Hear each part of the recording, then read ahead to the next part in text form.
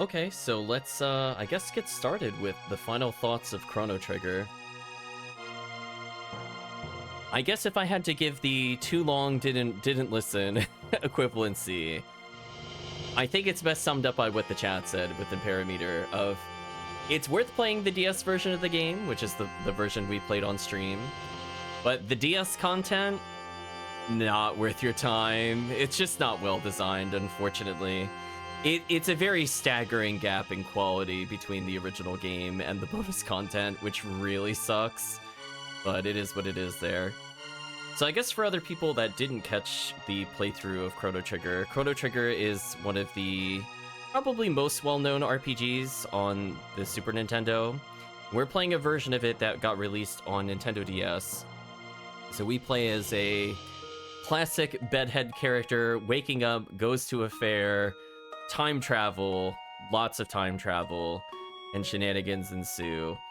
I would say, you know, it's nice to see the character designs are very clearly from the same person that did Dragon Ball Z. We were calling a couple of the characters Goku, etc. One person is green-haired Vegeta. So at least from like an art style perspective, you know, it can be hit or miss when it comes to that stuff. I think the music in the game is still one of the best soundtracks on the SNES. It is just really good, pretty much start to finish. We're listening to it now as we do the review. Hiro Toriyama, thank you. And I think surprisingly, with like some very minor touch-ups for the DS combat controls, I think the combat also holds up extremely well. This is one of those things where, you know, a lot of the SNES games are kind of notorious for being like kind of bad in story or being kind of awkward in controls or just like not being like that sense of feeling complete, or like they're just massive bug fests. But this game, with like just a touch up on the translation, some item renames, like some additional movies storing certain key elements in the story, I think the story in the game itself has just held up really well. It's one of those times where I went in not really sure how I would feel about it, because I know there are a lot of popular series that people like that I don't, because I don't feel like they've aged well. And I'm glad to say that on a revisit to this game, that fortunately this game does not fall under that category. So without going into like spoilers, love the boss design of the game. I think outside of like maybe 3 really specific exceptions, which I will talk about in the spoiler section, I do feel like the bosses had a personality to them. I like that they seem to react to the character with counters. I like that they seem to have like unique weaknesses, is the best way to put it, where spells have a slightly different effect on them, or you might see spells do something slightly different on enemies of the same type, and that transfers over to boss fights. There's actually a decent mix of dialogue leading into, during, and after boss fights. The game is actually surprisingly funny at points, and can break the fourth wall at times, in particular with one of the later bosses. But I think for the most part, it's just one of those ones where it's just kind of a crisp game. Like, there's still some issues, don't get me wrong, like, in particular, some of the plot flag triggers are terrible.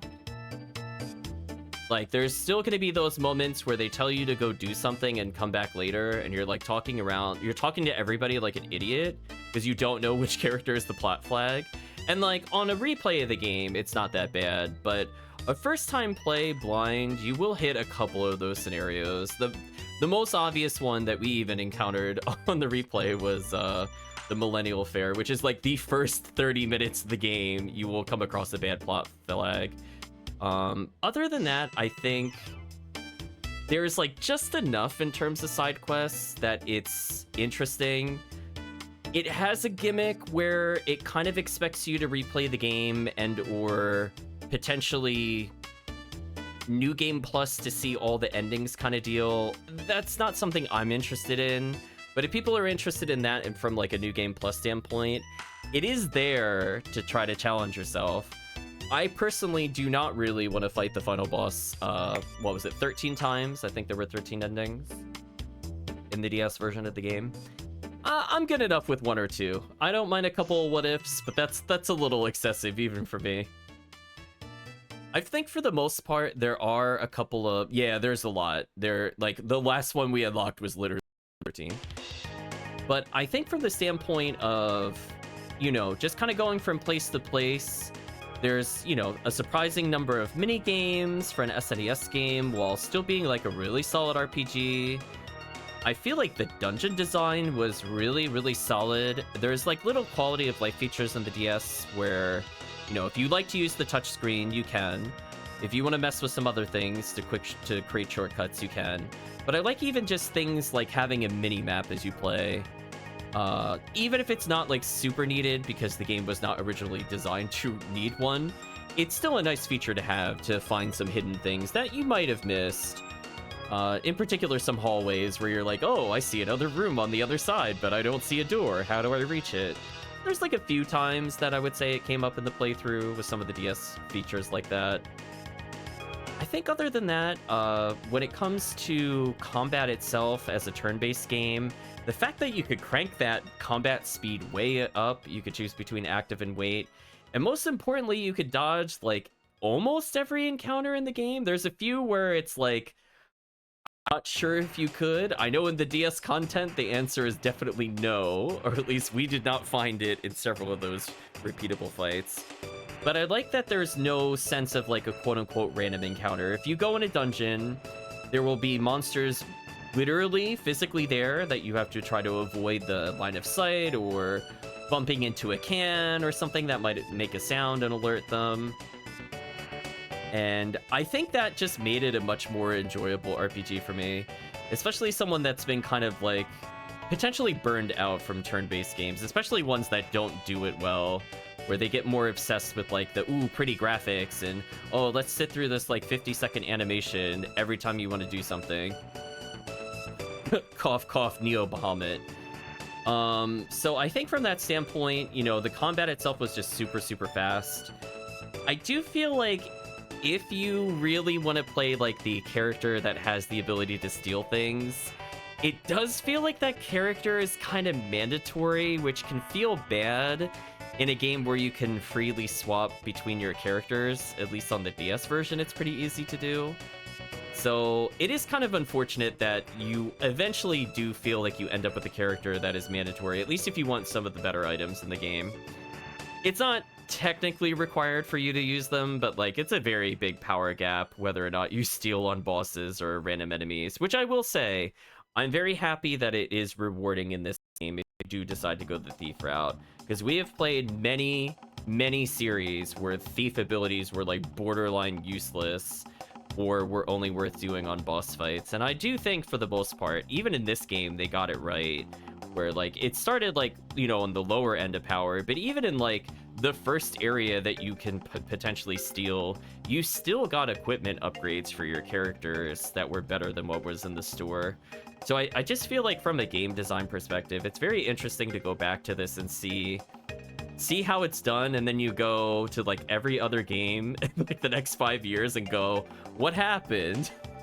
Yeah, cough Wild Arms. What happened?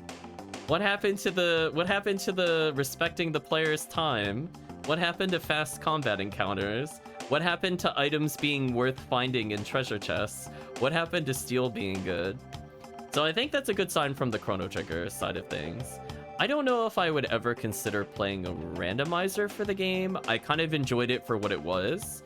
But I think from the standpoint of, you know, recommendation, I would say, yeah, it was surprising at how much it held up. There's quite a lot of dialogue, especially for what used to be an SNES game.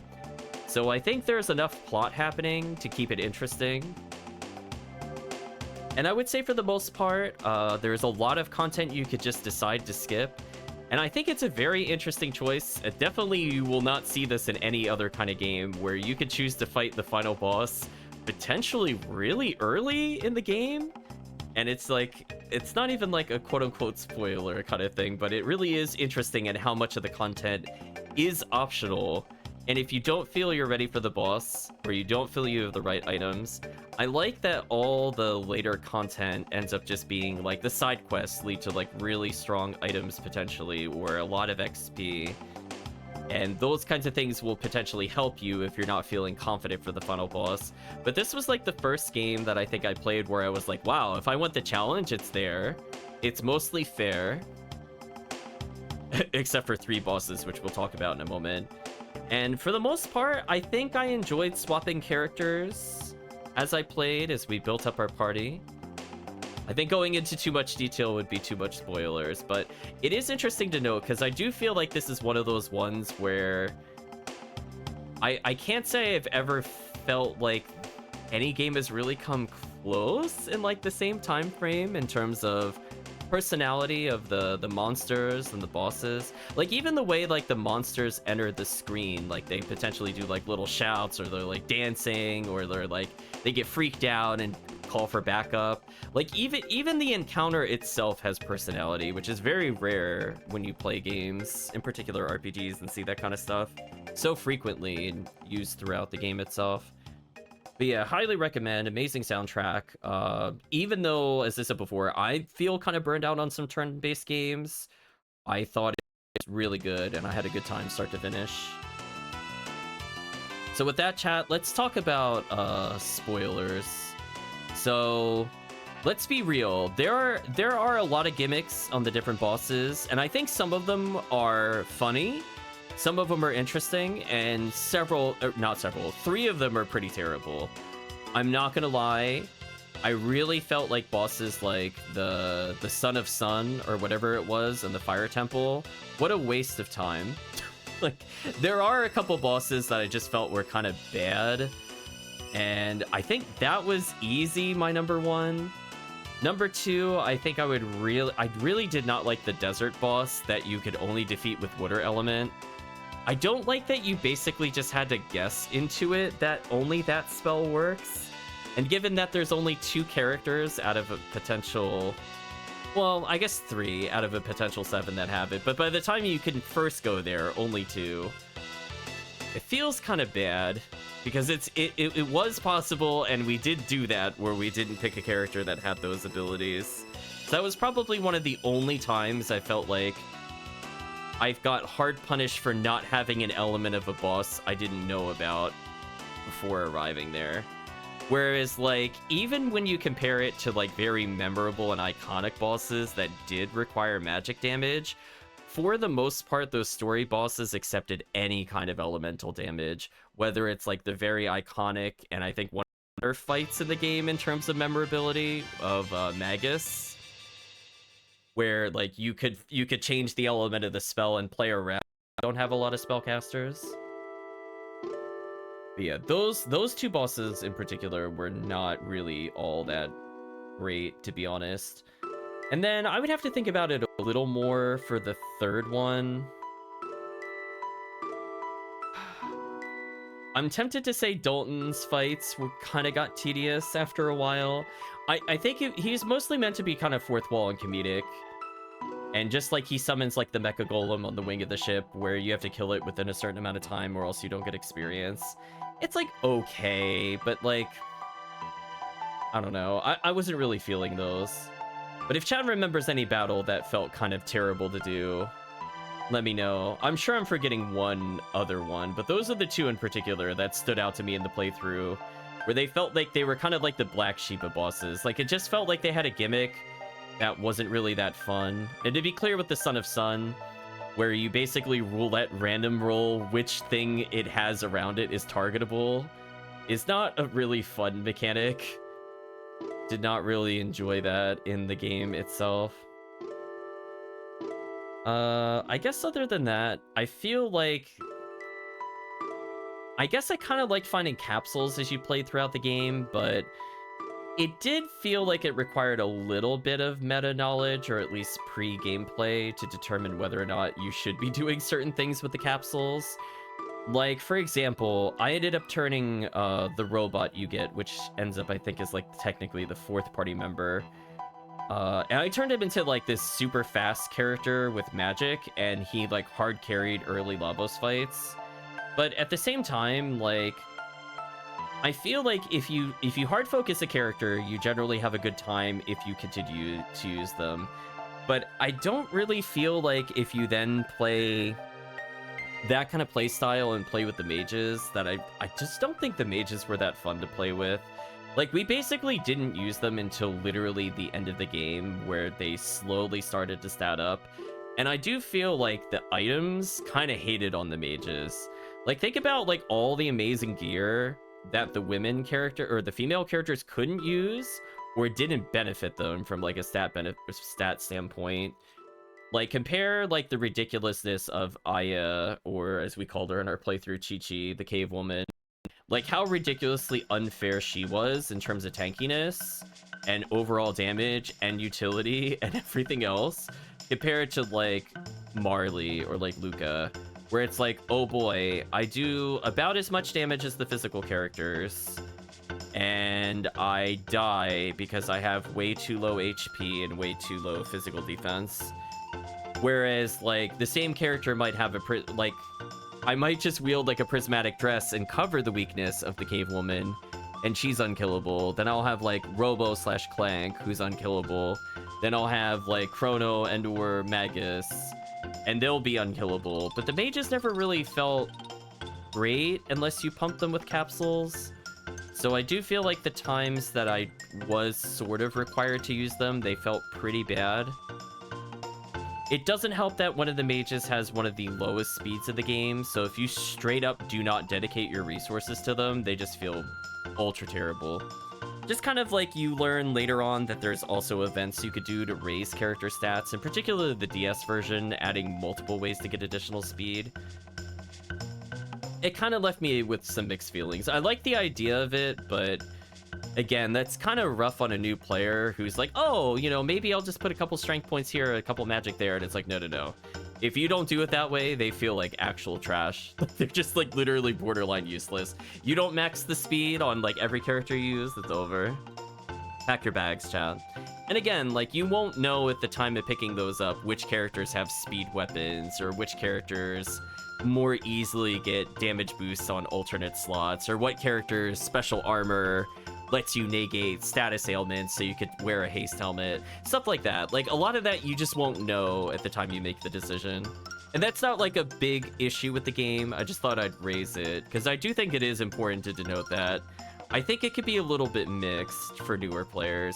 I had played the game before, not to completion, but since I knew vaguely what to expect of the game, not so much from a plot perspective, but in terms of combat, it definitely let me have a much more fun time. You didn't get to see me do the struggles off stream where I tried playing like the mages back when it was out on the SNES, back when it was new. It was like, I'm like, I just really don't like these characters. They don't seem to survive anything with their low HP. It feels kind of terrible. So it's just one of those things. And again, there's certain team comps that work really well, and I like the idea of like having, oh, I forgot to mention that in the other section, but having the dual and triple techs, giving the party different uses, so even if there are spellcasters, they might combine in different way with other characters, does make it kind of nice. So like if you need more defense, which honestly I don't think we needed in our playthrough, we could potentially do like the triple technique to auto revive, or if I just need a big AoE of damage, you know, the team of Cave Woman, Robot, Chrono literally wrecked everything. Chat saw. Like, there is pretty much nothing the enemy could do against Falcon Strike or Twister. We had elemental damage or physical damage, and it covered literally every gap in the party. And then some characters seem to have, like, little highlight moments. Like, we have Frog, who can potentially do, like, a really good team up with the Cave Woman and do insane single target damage. But again, it doesn't feel like all characters were created equal, and I think, as I said before, some of the late game you see that issue where there are a lot of items to essentially buff magic defense, and there's an okay amount of items to fix speed, but the characters that can receive those end up just like so overwhelmingly tanky while still doing damage that it makes me kind of question the use of other characters in the party.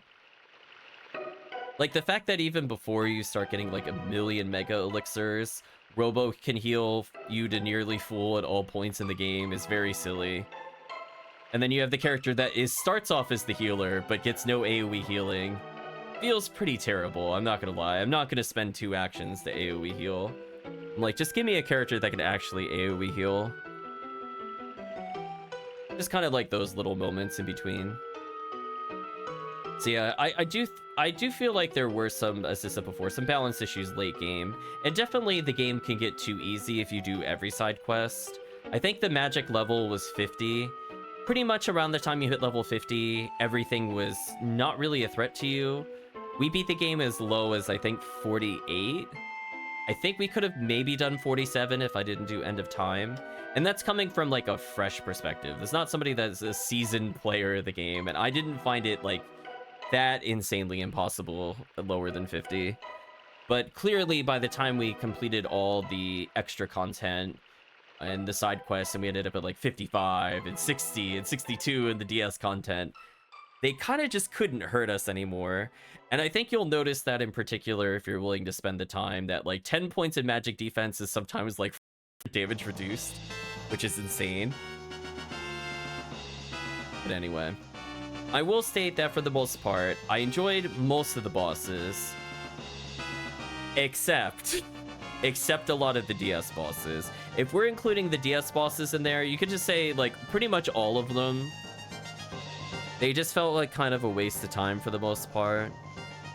I think the problem is just like you're just too high level by doing the content normally, that it's not scaled to really handle you anywhere near max stats, which I think is a shame. And definitely there's an item balance issue with the DS version where some characters get like literal 9999 hit damage attacks, and it like completely invalidates like the other character's abilities. Or I like that Magus gets like a quadruple crit, and that makes him pretty much pointless to magic with because he'll always do more damage in physical even though he's a mage. Like there's just weird choices in the DS.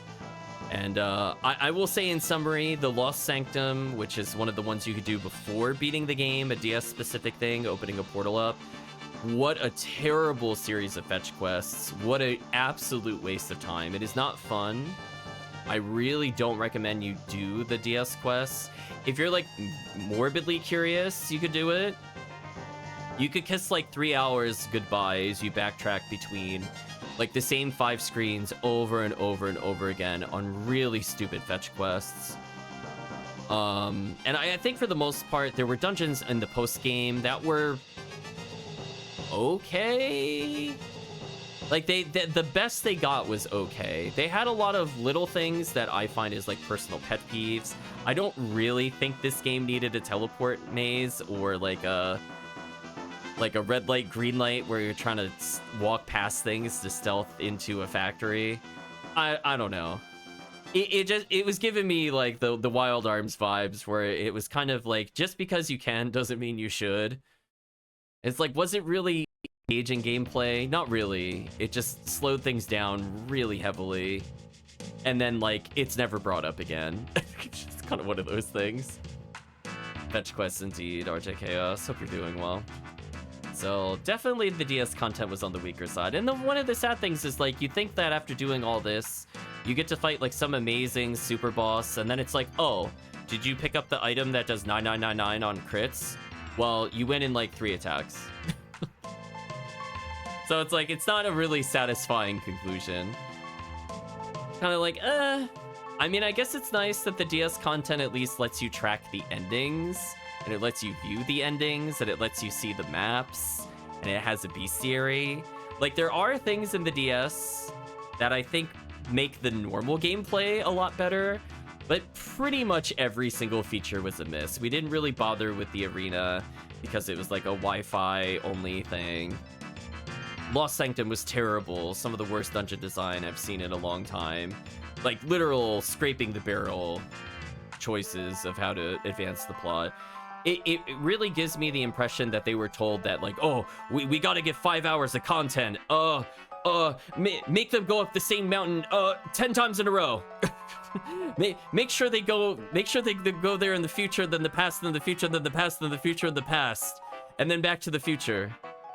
And that is somehow not an exaggeration of what happens, where you just go up and down that stupid mountain over and over again with no shortcuts. What were they thinking? Oh, actually I knew what they were thinking. They were padding the game. But it's just kind of like one of those things that's kind of unfortunate. You even feel like the way that they balance things like steel. Steel is basically useless, which feels weird given how good it is in the vanilla game, that it only works on like 6 creatures of like the 60 something you fight. Yeah, never forget the mountain. We trekked up and down that mountain, I think a legit total at least 8 times. 1 or 2 times were not needed necessarily, but it was still... There was at least 6 mandatory up and down full treks of the mountain, which is horrible. That multi-screen, same room, really hard to avoid, if not impossible encounters, because they made the hitboxes too wide. I mean, chat saw at one point, like, I triggered a fight with a creature running around a bush from, like, literally an entire screen away. Like, the creature was halfway on the bottom, like, halfway off the border of the screen, heading away from me, and it still triggered the fight. I'm like, seriously? Those hitboxes were absurd for triggering encounters in the DS. So it just kind of gives off, like, a lot of poor quality, as I said before. And a lot of the items, as I said before, they're either just kind of okay, or they just break the game, and they feel like borderline mandatory. So a bit unfortunate in an otherwise pretty solid game that the content is just so bad. I will say that from the standpoint of, I guess, overworld travel, I'm thankful there's no random encounters on the overworld. Thank you. Thank you, Chrono Trigger. Please normalize this games. I really don't want to do overworld encounters. But other than that, chat, is there anything spoilery you want to share? Do you want to share your opinion towards the game? I'm trying to think if there's a boss that I'm not remembering. I'm actually opening up a list right now to refresh myself. Is there a boss I forgot to talk about? As I said before, I really liked how a lot of the characters seem to have like a personality with it. I think chat probably remembers like fighting Ozzy, for example, where you kind of defeat him by, you know, interacting with things in the background rather than fighting him directly, or like dinosaurs might be weak to thunder. I thought that was pretty neat.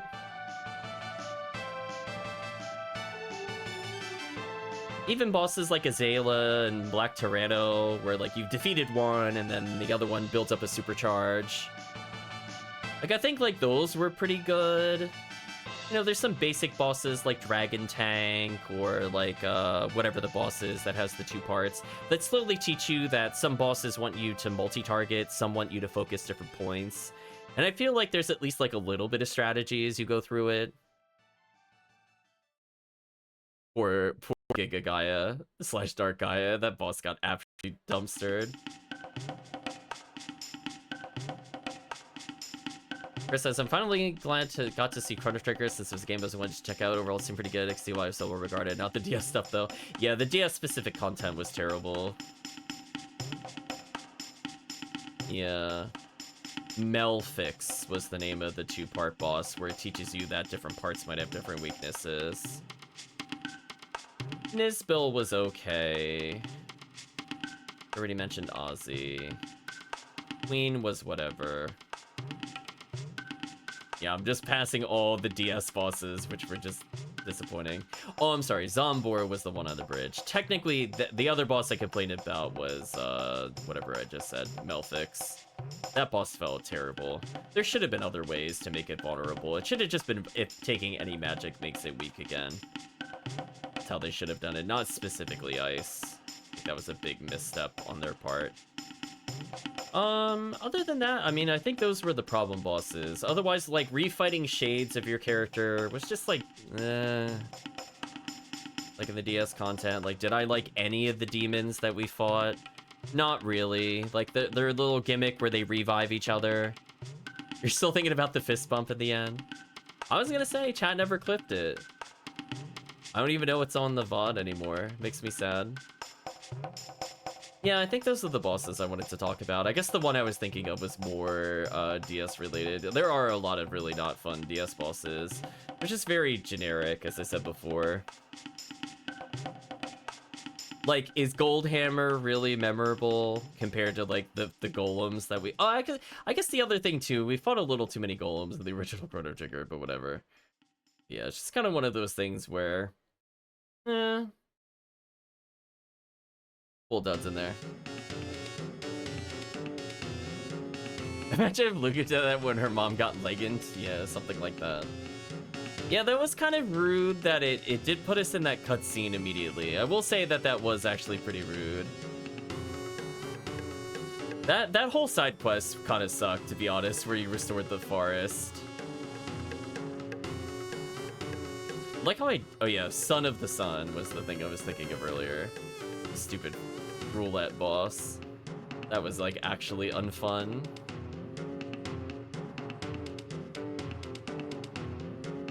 Yeah, I don't see anything else offhand that I missed.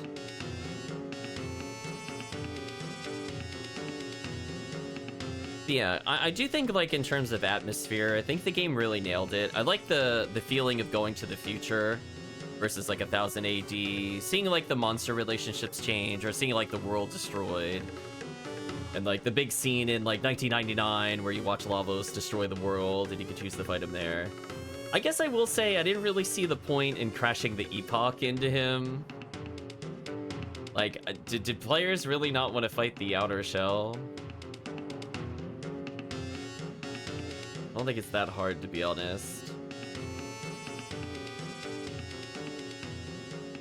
I will say, though, there were several bosses that felt kind of bad to fight with Magus. I do feel like Magus was missing something. He was probably one of the characters that should have been, like, really good, but just wasn't due to how the game works.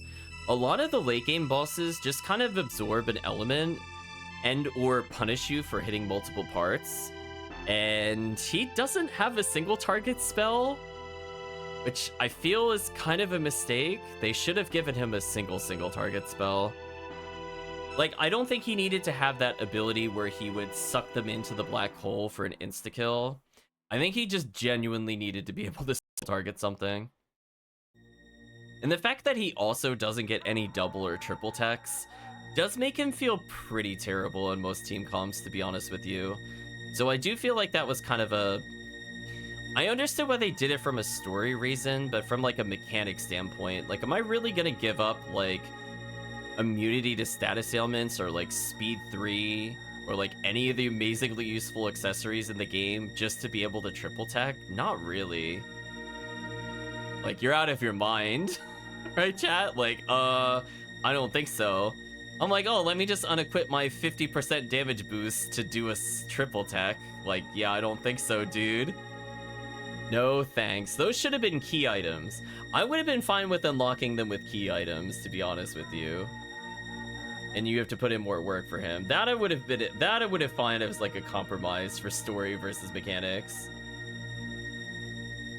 But yeah, honestly, I did find it fun to co-op with most of the other people, like doing dual techs. I did find some use over taking individual turns. I like there's kind of like the trade-off of like it reduces MP costs to do similar damage. So I do think that that concept of switching between like individual turns versus people combining to form a super technique to be very good. And as I said before, especially for SNES, I think that that is held up like, fantastically well.